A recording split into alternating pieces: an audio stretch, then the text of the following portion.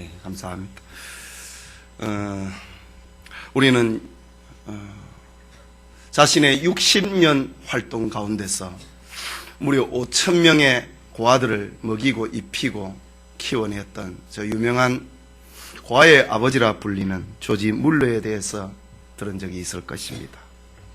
뮬러는 1805년에 독일의 프로이센에서 태어났습니다. 그는 어려서부터 교회에 출석했지만 평탄하지 않는 그의 가정생활로 인하여서 또 술꾼인 아버지로 인하여서 교도소를 들락거리는 비행 청소년으로 자랐습니다. 그는 참 힘든 시기를 보냈습니다. 잦은 교도소를 출입을 하면서 그의 생각은 나도 그리스도인인데 왜 이렇게 못된 일만 저지를까라고 남몰래 고민하기도 했습니다. 그러던 물러가 20살이 되던 해에 성경 속에 계신 주님을 만났습니다. 주님을 만나고 난 다음에 그의 삶에는 놀라운 변화가 일어났습니다. 이제 그에게는 예배와 기도 그리고 헌신의 새로운 삶이 시작되었습니다.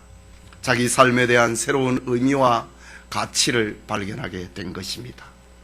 그가 27살이 되던 해에 그는 독일의 경건주의 운동의 대표자인 프랑케의 전기라는 책을 읽고 자신의 전 재산 13만 5천 달러의 돈을 모두 이웃을 위해서 사용을 하게 되는데 그것은 불쌍한 고아를 돕는 일이었습니다. 사람들은 그를 가리켜서 미친 사람이라 부르기를 서슴지 아니했습니다. 하지만 물려는 미쳤다는 이야기가 들려와도 꿋꿋이 자기 길을 갔습니다. 그는 기도했습니다. 그리고 그는 누구도 상상하지 못할 일들을 해내었던 것입니다. 뮬러는 고아원을 운영을 하는 65년 동안 순간순간 주님의 공급을 체험을 했습니다. 하나님께서는 구하는 자에게 가장 선하고 좋은 것으로 주신다라는 사실을 그는 믿음으로 경험을 해내었고 그 믿음은 늘 사실로 증명되었습니다. 그는 일생 동안에 무려 5만 번 이상의 기도 응답을 받게 되는데 그것은 그의 일기장에 나타나고 있습니다. 뮬러는 말년에 그의 사역을 후임자에게 맡기고 하나님을 증거하는 삶을 살게 되는데 88세에 그가 그렇게 사모하던 하나님의 품에 안겼던 것입니다. 주님을 만난다. 그것은 이런 삶의 변화를 일으키고야 마는 것입니다. 오늘 우리는 성경에서 주님을 만나서 새로운 삶, 새로운 인생을 살아간 사람을 만나게 됩니다. 그의 이름은 삭개오입니다. 삭개오는 우리 주일학교 때부터 들어온 이름이지 않습니까? 삭개오는 지난 2000년이 지난 지금까지 구원받은 성도들의 가슴 속에 늘 살아있는 사람입니다. 주일 이 아침에 삭개오의 인생을 대변하고 있는 한마디 말, 구원이 이런 집, 예수님이 들려주신 말씀이지요. 구원이 이런 집이라는 제목으로 하나님의 말씀 받기를 원합니다. 어떤 의미를 담고 있는가? 그것은 첫째로 예수님께서 삭개오를 찾아오셨기 때문에 일어난 일입니다. 본문 1절과 2절을 다시 보면은 예수께서 여리고로 들어 지나가시더라. 삭개오라 이름하는 자가 있으니 세리장이요 또한 부자라고 했습니다. 여리고는 예루살렘에서 북동쪽으로 30km 정도 떨어져 있는 위치에 있습니다. 이스라엘에서 예루살렘 다음으로 큰 도시입니다. 특히 여리고는 요단강 서편에서 예루살렘으로 가는 길목에 있었기 때문에 로마는 그곳에 로마 세관을 세웠습니다. 당시 이스라엘에는 지중해 바다에서 육지로 들어오는 관문인 가이사라에 그리고 저 북부 지방에서 팔레스틴으로 들어오는 저 가버나움에 이렇게 세 곳에 세관을 로마는 세웠습니다. 오늘 본문의 여리고는 본문의 사건은 여리고에서 벌어진 사건입니다. 삭개오는 여리고의 세리장이었습니다. 신약에 단 한 번 나타나고 있는 세리장이라고 하는 단어는 세리들의 우두머리라는 말입니다. 세리장의 직무는 여러 세리들을 관장을 하면서 거둬들인 세금을 로마에 상납을 하는 업무를 총괄하는 직무입니다. 그렇다면 삭개오는 여리고에서 권력과 재물이 대단했던 것으로 생각이 됩니다. 역사적인 기록을 보면은 삭개오는 그가 태어나서 좌우를 분별하지 못하는 어린 시절에 부모를 여의었다고 합니다. 그는 친척들의 신세를 지면서 이 집 저 집을 다니면서 성장합니다. 차츰 철이 들면서 냉랭하고 사늘한 사회적인 분위기 속에서, 혈육의 분위기 속에서 눈칫밥을 먹으면서 생명을 이어가는 자기 신세가 얼마나 불행한지를 그는 알게 됩니다. 그는 청년기에 접어들면서 뜻을 정합니다. 돈을 벌어야 되겠다고 하는 것입니다. 돈만이 그의 서러움을 잊어버리게 만들 유일한 것임을 그는 생각한 것입니다. 그는 출세를 하기 위해서, 돈을 벌기 위해서 피를 쏟아가면서 로마 정부에 아부를 하고 충성을 다했습니다. 승진을 위해서 노력을 거듭한 결과 그는 결국 세리장이라고 하는 지위까지 얻었습니다. 여리고의 모든 돈더미를 한 손에 쥐는 듯한 지위에 올랐고 평생 소원이었던 부자 생활도 하게 되었습니다. 그러나 로마의 식민 통치를 받고 있던 유대인들은 세금을 징수하는 세리들을 매국노 혹은 민족의 변절자로 간주를 합니다. 유대 사회에서는 세리들을 창기와 마찬가지로 아주 부도덕한 사람으로 낙인을 찍습니다. 그리고 도덕성을 무시한 극악무도한 범죄자여 천민으로 분류를 합니다. 세리뿐만이 아니라 그의 가족까지도 유대 사회에서의 모든 지위를 빼앗아 버렸습니다. 유대의 법정에서 세리는 너무 거짓말을 자주 하기 때문에 유대의 법정에서 증언을 할 수 있는 자격까지 박탈을 당하고 말았습니다. 세리는 인간 이하다. 세리는 거짓말을 밥 먹듯이 하는 사람이기 때문에 증인이 될 수 없다. 낙인을 찍어버린 사람입니다. 당시 산에는 무서운 사자가 살고 광야에는 독사가 살고 도시 가운데는 세리가 있다라고 말할 정도로 세리들의 착취가 극심했습니다. 본래 삭개오라고 하는 이름의 뜻은 아버지가 지어준 것으로 생각이 되는데 순전하다, 정의롭다라는 이름입니다. 그러나 삭개오의 삶은 순전하지 못하고 정의롭지 못한 삶을 살아가고 말았습니다. 그런데 오늘 성경에 이런 삭개오가 살고 있는 여리고에 예수님이 찾아오셨다라는 겁니다. 세리와 죄인의 친구가 되어주는 이스라엘의 위대한 스승 대신 예수님이 찾아오셨다라는 소문이 삭개오의 귀에도 들리게 된 것입니다. 삭개오는 사람들의 마음을 흥분시키는 놀라운 사람, 그가 도대체 누구이기에 인간 이하 취급을 받고 있는 나 같은 사람들도 대화의 상대로 여겨주는가, 그분이 보고 싶었습니다. 예수님께 달려간 삭개오에게는 하지만 두 가지 주님을 만나지 못하게 만드는 장애물이 있었습니다. 하나는 사람들이 너무 많아서 예수님을 만나러 속을 비비고 들어갈 수 없게 되었다라는 거고, 또 하나는 삭개오의 자신의 키가 너무 적어서 어깨 너머라도 주님을 볼 수 없게 되었다고 하는 사실입니다. 그러나 예수님을 보고 싶은 그의 열정, 그의 영적인 목마름은 단순한 호기심 이상이었습니다.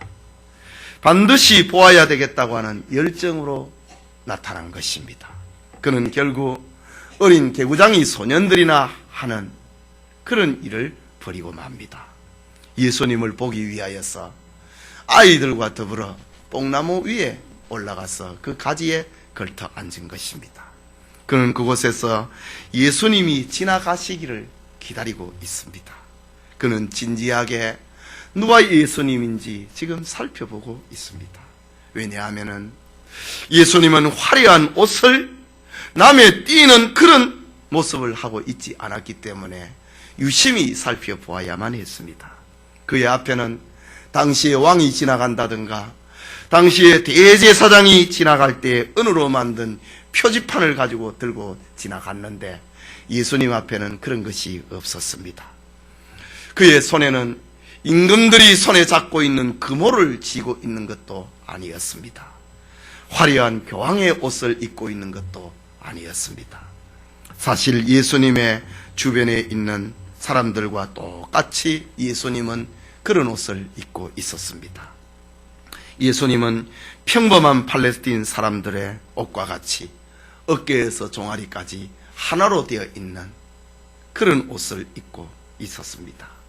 삭개오는 예수님을 빨리 구별해낼 수가 없습니다. 그러나 삭개오가 예수님을 발견하기 전에 먼저 예수님이 그를 찾고 있다라는 사실입니다. 오늘 예배드리는 여러분은 오늘 이 시간에 어떤 사연을 가지고 주님 앞에 왔습니까? 주님이 어떤 모습을 가지고 여러분이 주님 앞에 어떤 모습을 내보이기를 원하고 계십니까? 어떤 아픔, 어떤 괴로움, 어떤 고통을 주님 앞에 보이기를 원하십니까? 여러분이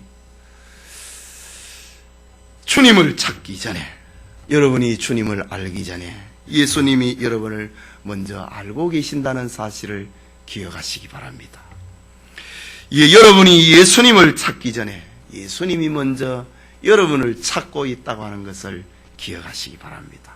중요한 것은 오늘의 삭개오처럼 예수님의 사랑의 대상이 된 사람, 예수님이 찾아온 사람, 예수님의 관심의 대상이 된 사람은 구원에 이르는 사람이 되고야 만다라는 것을 알려주고 있습니다. 이유는 10절 말씀을 보면 인자에 온 것은 예수님이 찾아온 것은 이 말이지요. 잃어버린 자를 찾아 구원하려 함이니라. 예수님의 걸음은 우연히 돌발적으로 나타나서 주님을 만나는 그런 사건이 아닙니다. 예수님이 우리를 만나 주신다. 길에 가다가 쳐다보고 만나 주신 것이 아닙니다. 예수님의 걸음은 언제나 목적이 있는 걸음입니다. 예수님의 걸음은 언제나 이유가 있는 걸음입니다. 그래서 인자에 온 것은 잃어버린 자를 찾아 구원하기 위함이다 라는 것입니다. 둘째로 예수님께서 삭개오를 부르셨다고 하는 사실입니다. 본문 4절과 5절에 앞으로 달려가 보기 위하여 뽕나무에 올라가니 이는 예수께서 그리로 지나가시게 되밀어라. 예수께서 그곳에 이르사 우러러 보시고 이르시되 삭개오야 속히 내려오라. 내가 오늘 네 집에 유하여야 하겠다 하시니 라고 합니다. 여리고 거리를 지나가시곤 예수님께서는 삭개오가 있는 지점에 이르러서 뽕나무 가지에 걸터 앉아 있는 삭개오, 그를 주시하고 있는 삭개오에게 시선을 집중을 하고 있습니다. 누구 하나 삭개오에 대해서 관심이 없습니다. 이유는 삭개오는 인간이야기 때문입니다. 그래서 누구도 삭개오의 이름을 알려줄 필요도 없고 이유도 없습니다. 그의 삶에 대해서 소개해야 될, 예수님께 소개해야 될 이유도 없습니다. 그러나 예수님께서는 삭개오가 걸터 앉아 있는 뽕나무 아래에서 삭개오를 쳐다봅니다. 그의 이름도 아셨습니다. 그의 고통도 아셨습니다. 그의 목마름도 아셨습니다. 그의 일생의 소원이 돈을 버는 것이고 로마로부터 큰 지위를 얻는 것이었는데 그것을 다 이루어도 도무지 영적 목마름이 해결되지 아니하는 그의 인생을 예수님께서 아셨습니다. 그의 불만스러운 삶이, 그의 불평하는 삶이 무엇인지도 아셨습니다. 그의 괴로움도, 그의 정의롭지 못한 삶도, 아버지가 지어준 이름대로 살지 못하는 그의 인생도 예수님께서는 아셨습니다. 그러나 주님은 그를 사랑하고 그를 구원하기로 작정한 것입니다. 하나님은 사람의 도덕성에 따라서 자기 백성으로 택하지 않습니다. 하나님은 혈통적인 우수성에 따라서 사람을 찾지도 않습니다. 하나님은 우리의 지적인 수준에 따라서 구원하는 분도 아닙니다. 우리가 가지고 있는 재물 때문에 우리를 구원하시는 것도 아닙니다. 하나님은 여리고성에서 가장 목말라 하는 사람, 여리고성에서 가장 주님을 향하여서 배고파하는 사람, 여리고성에서 가장 죄인으로 낙인이 되어서 서글픈 인생을 살아가고 있는 세리장을 부르셨습니다. 이유는 삭개오는 바로 하나님의 잃어버린 사람이었기 때문입니다. 하나님의 부르심은 사람의 기준과 같지 않습니다. 우리가 기억해야 될 것은 예수님께서 삭개오를 부르셨다. 삭개오야 속히 내려오라. 내가 오늘 네 집에 유하여야 하겠다. 라고 하는 것은 예수님이 삭개오의 집이 필요해서가 아니고 삭개오를 불쌍히 여겨서입니다. 삭개오의 작은 키가 필요해서가 아니고 가련한 영혼을 불쌍히 여겼기 때문입니다. 삭개오가 가지고 있는 세리장의 직장이 예수님이 필요해서가 아니고 삭개오의 삶을 긍휼히 여기기 위함이었습니다. 삭개오가 가지고 있는 재산이 필요해서가 아니고 삭개오가 가진 저주받은 인생을 고쳐주기 위해서 내가 오늘 네 집에 유해야 하겠다 라고 말씀하십니다. 당시 여리고에서 예수님을 향하여 몰려든 사람이 어디 한둘입니까? 너무 많아서 삭개오는 사람이 많아서 볼 수가 없었다고 하지 않습니까? 우리가 생각하기에 예수님의 관심을 끌 만한 사람들이 여리고성에 얼마나 많이 있었겠습니까? 뿐만 아니라 나무 위에 올라가 있는 호기심에 찬 삭개오 옆에 있는 어린 아이들도 있었습니다. 그러나 삭개오는, 예수님께서는 삭개오 개인만을 부르고 계십니다. 삭개오야 내려오라. 다 내려오라 하지 아니하고 삭개오야 내려오라. 주변에 있는 수많은 개구장의 아이들도 있는데 다 내려오라 이게 아니, 삭개오야 내려오라. 내가 오늘 네 집에 유하여야 하겠다 라고 하십니다. 이 얼마나 놀라운 장면입니까? 이 얼마나 감격스러운 장면입니까? 삭개오는 자기 인생의 인격 한가운데를 두드리고 계시는 주님의 소리, 삭개오야 내려오라. 내가 오늘 네 집에 유하여야 하겠다 라는 이 소리 앞에 삭개오는 지난날 맺혔던 모든 서글픈 사연들이 눈 녹듯이 녹아버렸습니다.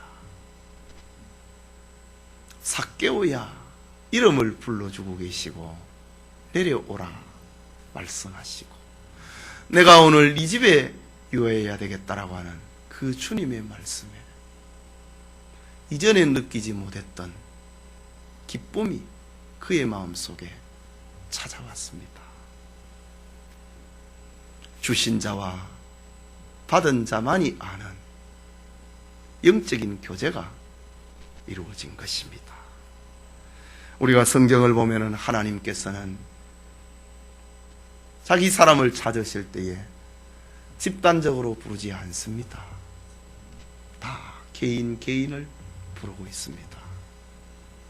죄를 지은 아담에게 아담아 네가 어디에 있느냐, 아담의 이름을 부르면서 찾아왔습니다. 저 갈대아 우르에서 살아가고 있는 아브라함에게, 아브라함, 너는 본토 친척 아비집을 떠났어. 내가 네게 지시할 땅으로 가라. 네 이름이 아브라함이다마는 앞으로는 아브라함이라 부를 것이다. 열국의 아버지라 부를 것이다. 단순한 아버지가 아니고, 가정의 아버지가 아니고 열국의 아버지라 부를 것이다 라고 했습니다. 하나님은 모세를 부르실 때, 모세야, 너가 선 곳은 거룩한 것이다, 곳이다. 네 발에 신을 벗어라. 모세의 이름을 불렀습니다. 하나님께서는 어린 사무엘이, 성막 안에서 잠을 자고 있는 어린 사무엘에게 사무엘아, 사무엘아 라고 불렀습니다. 예수님께서도 저 세관에 앉아있는 마태에게 나를 따르라 라고 했습니다. 주님을 핍박을 하던 다메섹 도상에 있는 사울을 향하여서 사울아, 사울아, 네가 왜 나를 핍박하느냐. 이름을 부르고 인격을 찾아오셨습니다. 갈릴리 호숫가에서 낙심을 하고 고기를 잡고 있는 베드로에게, 요한의 아들 시몬아, 네가 나를 사랑하느냐 라고 주님은 이름을 부르면서 찾아왔습니다. 오늘날 성령께서도 우리 개인 개인의 인격에 찾아오신다. 절대로 주님은 집단적으로 구원하지 않습니다. 개인 개인의 인격에 찾아오신다. 이 말이 무슨 말입니까? 우리가 개인 개인이 인격적으로 주님을 만나야 된다고 하는 말입니다. 우리는 주님의 부름 앞에 오늘 삭개오처럼 급히 내려와 즐거워하며 영접했다고 하는 말씀처럼 주님 앞에 응답을 해야 됩니다. 그러나 우리 중에 어떤 이들은 주님의 부르심 앞에 종종 내일이라고 대답하기를 좋아하는 이들이 있습니다. 설교를 듣고 있는 우리 중에도 나는 언젠가는 하나님 앞에 돌아갈 것이다 라는 이들이 있을 것입니다. 그러나 주님의 부르심은 내일을 위한 부름이 아니고 바로 지금 오늘을 위한 부르심임을 기억하시기 바랍니다. 고린도후서 6장 2절에 보라, 지금은 은혜를 받을 만한 때요, 보라, 지금은 구원의 날이다. 지금이라고 했습니다. 요한계시록 3장 20절에 볼지어다 내가 문 밖에 서서 두드리노니 누구든지 내 음성을 듣고 문을 열면 내가 그에게로 들어가 그로 더불어 먹고 그는 나로 더불어 먹으리라. 내가 지금 너의 문 밖에 서서 두드린다 라는 말입니다. 본문 6절에 삭개오는 급히 내려와 즐거워하며 영접했다. 지금이라고 하는 말입니다. 주님의 부르심에 믿음으로 대답을 하는 성도님 되시기를 바랍니다. 마지막으로 구원이 이른 집, 이것은 삭개오는 새로운 삶을 결단하게 만들었습니다. 본문 6절에 급히 내려와 즐거워하며 영접하는 삭개오의 연속적인 행동을 봅니다. 그것은 주님을 만난 그의 마음을 잘 표현하고 있는 모습입니다. 삭개오는 왕을 모시는 신하처럼 신속합니다. 조심스럽고도 경건합니다. 기쁨이 충만했습니다. 축복과 광명에 둘러싸여 있는 분주한 삭개오의 모습을 봅니다. 자기 이름을 불러주시고 내려오라고 말씀하시고 내가 오늘 네 집에 유하여야 하겠다 라는 주님의 말씀 앞에 삭개오는 이전에 경험하지 못했던 기쁨을 만끽하게 되는 것입니다. 급히 내려와 즐거워하며 영접하거늘. 여리고 도상에 그리스도를 만난 삭개오는 신앙의 새로운 결단을 합니다. 삭개오의 닫힌 마음의 문이 활짝 열렸습니다. 그의 인격에 광명이 찾아왔습니다. 평안이 찾아왔습니다. 급히 내려왔습니다. 즐거워했습니다. 주님을 영접했습니다. 그리고 자기 집으로 주님을 안내합니다. 그러나 예기치 못한 삭개오의 행동은 많은 사람들을 당황하게 만들었습니다. 특히 바리새인들과 그들에게 동조를 하는 사람들은 예수님이 들어가신 삭개오의 집에 들어가지는 못하고 밖에서 웅성웅성거립니다. 그리고 예수님을 비난합니다. 우리가 정죄해 놓은 사람의 집에 당신이 들어갔구나 비난합니다. 이런 모습은 지금도 계속되는 구원에 이르지 못한 사람들의 모습입니다. 구원에 이르지 못한 사람은 지금도 교회 밖에서 그냥 웅성웅성 할 뿐입니다. 그러나 주님을 영접한 삭개오의 연속적인 삶의 결단을 보십시오. 8절에 삭개오가 서서 주께 여짜오되 주여 보시옵소서 내 소유의 절반을 가난한 자들에게 주겠사오며 만일 이것을 토색한 일이 있으면 4배나 갚겠나이다 라고 합니다. 삭개오는 내 소유의 절반을 가난한 자들에게 주겠다고 합니다. 그리고 만일 이것을 토색한 일이 있으면 4배나 갚겠다라고 합니다. 여기 토색이라고 하는 말은 세리로서 로마의 법을 이용을 하여서 부당한 방법으로 세금을 갈취한 경우를 두고 하는 말입니다. 율법에 의하면 사람이 도둑질한 것을 양심의 가책을 느끼고 하나님 앞에 스스로 고백을 할 경우에 5분의 1을 더해서 갚아주라고 합니다. 20%를 더해서 갚아주라고 하는 말입니다. 그런데 양심의 가책이 전혀 없고 그렇게 그냥 살다가 도적으로 발각이 되는 경우가 있습니다. 여러 사람 앞에서 도적으로 인정이 될 때에 가장 엄한 벌이 4배를 갚아주어라 이 말입니다. 이 말이 지금 무슨 말입니까? 삭개오가 주님을 만났다 이거지. 주님을 만나고 난 다음에 율법을 초월을 하는 사랑을 나타내고 있습니다. 율법에 규정한 것은 누가 삭개오 보고 도적질했다고 말하는 사람이 없습니다. 양심의 가책이 있으면은 5분의 1을 더해 죽으면 되는 거예요. 그런데 삭개오가 주님을 만나니까 주님을 향한 그의 사랑이 얼마나 간절하고 뜨거웠던지 5분의 1을 더하라고 하는 율법의 요구가 아니고 율법을 초월을 하고 있는 그의 모습을 보여주고 있습니다. 이것은 예수님을 만난 삭개오의 인생관이 바뀌었다는 말입니다. 율법이 그의 인생을 지배하지 못하는 그리스도가 그를 지배를 하는 새로운 재물관을 갖게 되었다라는 말입니다. 그리스도를 만나고 새 사람이 된 삭개오의 생명의 몸부림이 이렇게 나타나고 있는 것입니다. 삭개오의 영적인 희열이 시작이 되었습니다.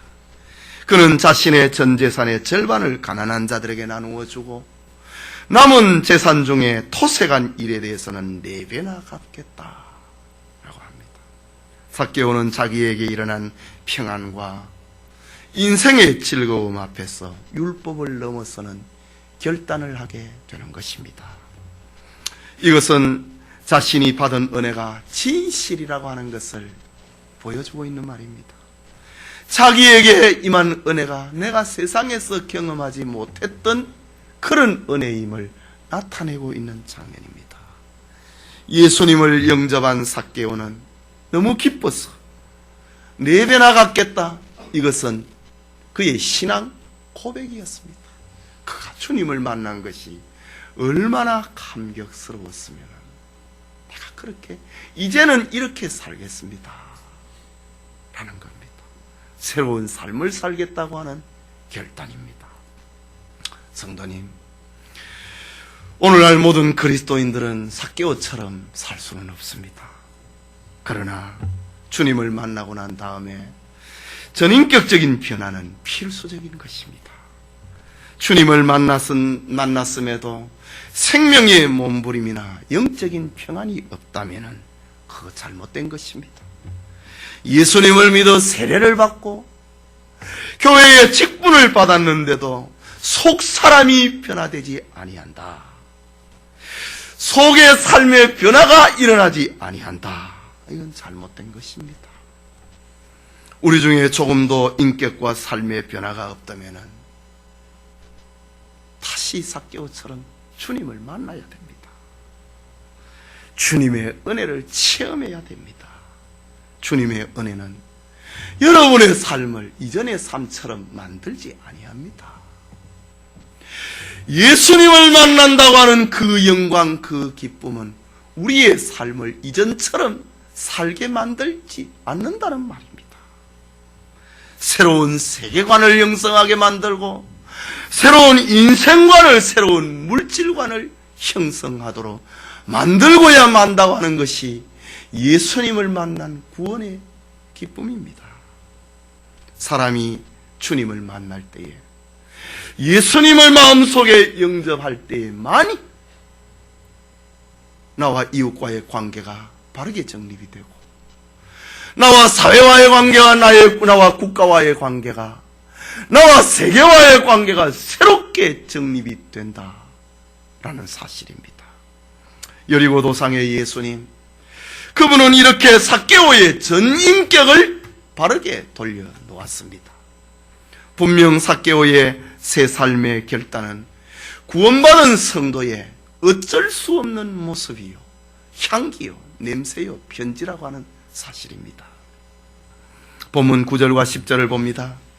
예수께서 이르시되 오늘 구원이 이 집에 이르렀으니 이 사람도 아브라함의 자손이미로다. 인자에 온 것은 잃어버린 자를 찾아 구원하려 함이니라. 당시 여리고는 예루살렘 다음 가는 팔레스틴의 가장 번화한 무역도시입니다. 그 도시에 수많은 사람들이 살아가고 있는데, 예수님이 여리고에 오신 이유는 삭개오를 만나기 위함이라고 합니다. 누가복음 전후 문맥을 보십시오. 예수님이 여리고에서 하신 일이 이 일 외에는 없습니다. 그렇다면 예수님이 여리고에 들어오신 이유는 목적을 가지고 들어왔다 말입니다. 사람들은 어쩌다가 길에서 만났다 이렇게 말로 하지 몰라도, 내가 운이 좋아서 예수님의 눈에 띄었다, 내가 서글픈 얼굴을 가지고 있었기 때문에 예수님이 나를 보셨다, 그렇게 사람들은 말할지 몰라도, 예수님은 삭개오를 만나기 위해서 목적을 가지고 분명한 이유를 가지고 여리고에 들어오셨다고 하는 말입니다. 예수께서 이르시되 오늘 구원이 이 집에 이르렀으니 이 사람도 아브라함의 자손이미로다.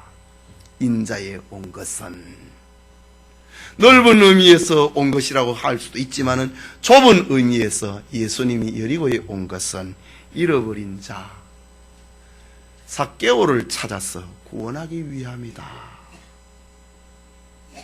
라고 번역을 해도 틀린 말이 아닙니다. 정말 놀라운 장면입니다. 예수님의 여리고 방문의 절정입니다. 화려한 도시를 구경하기 위해서 예수님이 여리고에 오신 것이 아닙니다. 잃어버린 자를 찾아 구원을 선언하기 위해서 예수님이 오셨다. 삭개오는 여리고성의 주인이 되어버렸습니다. 그는 하늘나라의 주인이 되었습니다. 그는 구원받은 아브라함의 자손으로 확인이 되었습니다. 그의 인생이 재발견되고 다시 평가되었습니다. 예수님으로 말미암아 찾아진 존재가 되었다. 하나님의 자녀의 신분이 회복이 되었다. 그의 존재의 의미와 가치가 회복이 되었다. 주님을 만나고 난 다음에 일어나는 일입니다. 주님을 만나면은 날마다 새로운 결단을 하면서 살아가게 되는 것입니다. 이처럼 예수님의 여리고 방문은 수많은 사람들 중에서 삭개오를 구원하기 위함이었습니다. 삭개오로 말미암아 그의 가족을 구원하기 위함이었습니다. 이 얼마나 놀라운 장면입니까? 예수님의 걸음은 이렇게 목적이 있는 걸음이었고, 예수님의 한 걸음 한 걸음은 이렇게 이유 있는 걸음이었습니다. 이 시간 삭개오가 받은 은혜가, 삭개오가 받은 구원이, 삭개오에게 임한 그 결단의 삶이 여러분과도 함께 할 수 있기를 바랍니다. 성도 여러분, 병자에게는 믿을 만한 의사가 필요합니다. 배우는 학생에게는 훌륭한 선생님이 필요합니다. 법정의 죄인에게는 변호사가 필요합니다.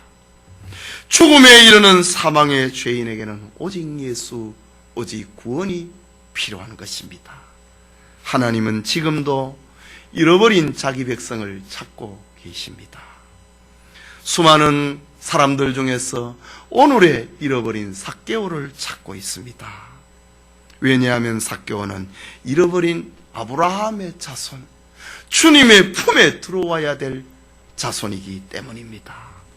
하나님의 영원한 사랑 속에서 구원받기로 작정된 선택받은 사람이기 때문입니다.